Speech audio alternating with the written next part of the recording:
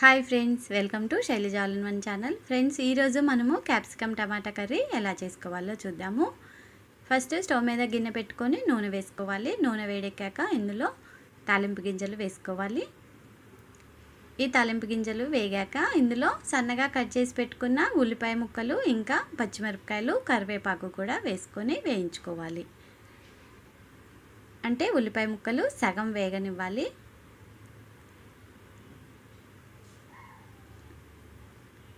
ఇలా వీటిని ఒకసారి మొత్తం కలుపుకొని ఇవి సగం వేగాక ఇప్పుడు ఇందులో అల్లం వెల్లుల్లి పేస్ట్ వేసుకోవాలి.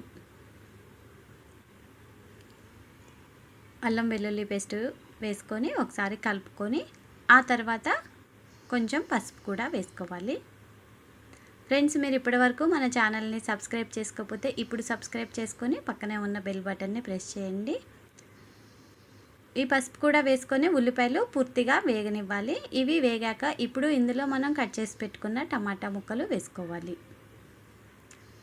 టమాటాలే ఫస్ట్ వేసుకోవాలండి, ఎందుకంటే క్యాప్సికమ్ టమాటా కంటే తొందరగా ఉడికిపోతుంది. అందుకని మనం ముందు టమాటా వేసుకొని వీటిని కొద్దిసేపు మగ్గనివ్వాలి. మూత పెట్టుకొని ఈ టమాటాలని కొద్దిసేపు ఉడకనివ్వాలి. ఈ టమాటాలు కొంచెం ఉడికాక ఇప్పుడు ఇందులో మనం కట్ చేసి పెట్టుకున్న క్యాప్సికమ్ వేసుకోవాలి.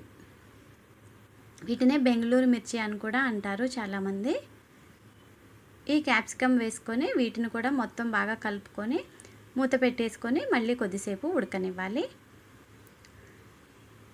ఇలా కొద్దిసేపు మగ్గాక ఇప్పుడు ఇందులో టేస్ట్కి సరిపోను ఉప్పు వేసుకోవాలి.